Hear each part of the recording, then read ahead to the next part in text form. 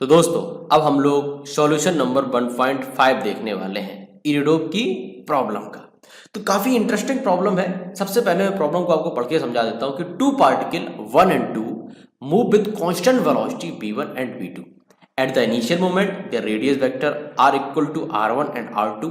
How must these four vector be interrelated for the particle to collide? सवाल simple सा है, मैं आपके सामने ड्रॉ कर देता हूं कि ये हमारे पास एक XY प्लेन है, एक पार्टिकल हमारे पास है 1 जिसका रेडियस वेक्टर है r1 और एक हमारे पास पार्टिकल है 2 जिसका रेडियस वेक्टर है r2। ठीक है, और इनके पास कुछ वेलोसिटीज भी हैं, के पास मैं मान लेता हूँ v1, मान के लेता हूँ दिया गया है, और इसके पास है v2। हमसे सवाल क्या किया गया, सवाल काफी इंटरेस्टिंग है कि भाई साहब जो चार वेक्टर हैं ये कैसे इंटररिलेटेड हैं कि पार्टिकल कोलाइड हो जाए, मतलब कोलिजन की कंडीशन क्या होगी, इन वेक्टर से आप कैसे रिप्रेजेंट करोगे कोलिजन कंडीशन। तो यार आपने काइनेमेटिक्स का एक लेक्चर आता है क्या, condition of collision and condition of minimum distance, वहां पर आपने अगर इसको पढ़ा है तो आप इजीली कर ले जाएंगे। तो what is the condition of collision, आप फिजिक्स सोच कर देखिए, आप पीछे जाइए थोड़ा, फिजिकल अपनी लाइफ को थोड़ा देखिए, ऑब्जर्व करिएगा कि कंडीशन ऑफ कोलिजन क्या है। सीधी बात है यार, आपने देखा होगा अगर आपकी तरफ कोई चीज आती होती है तो आपको पता है ये मुझसे टकराएगी, तुरंत आप हटने की कोशिश करते हैं। तो कंडीशन ऑफ कोलिजन यही है, अगर कोई चीज आपकी तरफ आएगी तो वो आपसे टकराएगी।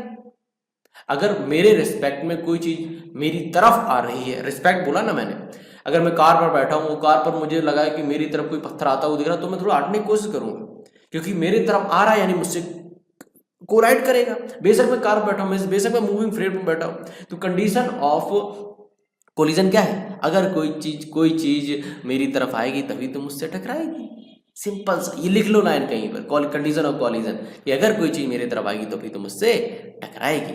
और बस टर्म यहाँ पे आ रहा है, याद रखना कि मैं फ्रेम ऑफ रेफरेंस, चाहे मैं मूव कर रहा हूँ चाहे खड़ा हूँ, लेकिन अगर मेरे तरफ कोई चीज आती है मुझे दिखेगी तो मुझसे वो कोलाइड तो करेगी। अब यहाँ पर भी वही कंडीशन है, अगर पार्टिकल 1 पार्टिकल 2 से टकराएगा तो पार्टिकल 1 को लगना चाहिए कि पार्टिकल 2 उसकी तरफ आ रहा है।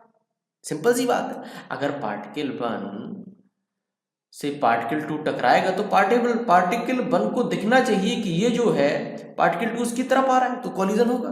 तो कंडीशन ऑफ कोलिजन इस केस में क्या है कि इनकी जो रिलेटिव वेलोसिटी है, इनका जो रिलेटिव वेलोसिटी का वेक्टर की जो डायरेक्शन है, रिलेटिव वेलोसिटी की वेक्टर की जो डायरेक्शन है वो इनके डिस्प्लेसमेंट वेक्टर के बराबर होनी चाहिए, कि डिस्प्लेसमेंट वेक्टर ही बता रहा है कि वो कहां पर है।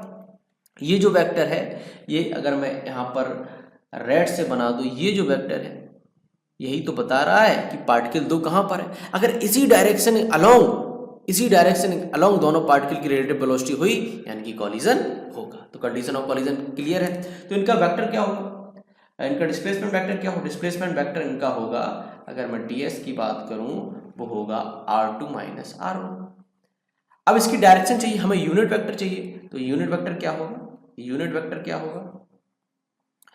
वेक्टर होगा r2 मतलब कि जो वेक्टर है और अपॉन उसका मैग्नीट्यूड r2 माइनस r1, ये हो गया यूनिट वेक्टर। यानी इस डायरेक्शन में, ये जो डायरेक्शन हमें दिख रही है, इस डायरेक्शन में वेलोसिटी होनी चाहिए, रिलेटिव वेलोसिटी, यानी 1 को दिखना चाहिए कि 2 इस डायरेक्शन में आ रहा है। तो यानी कि velocity of 2 with respect to 1 हम लोग देखते हैं, तो velocity of 2 minus velocity of 1, दोनों वेक्टर हमने यहाँ पर लिख लिए। अब इनकी डायरेक्शन क्या होनी चाहिए, जो डिस्प्लेसमेंट वेक्टर की डायरेक्शन है, तो इसकी डायरेक्शन क्या होगी, अपना जो वेक्टर है और अपॉन मैग्नीट्यूड, और ये सेम डायरेक्शन में होना चाहिए, यानी कि ds बराबर होना चाहिए।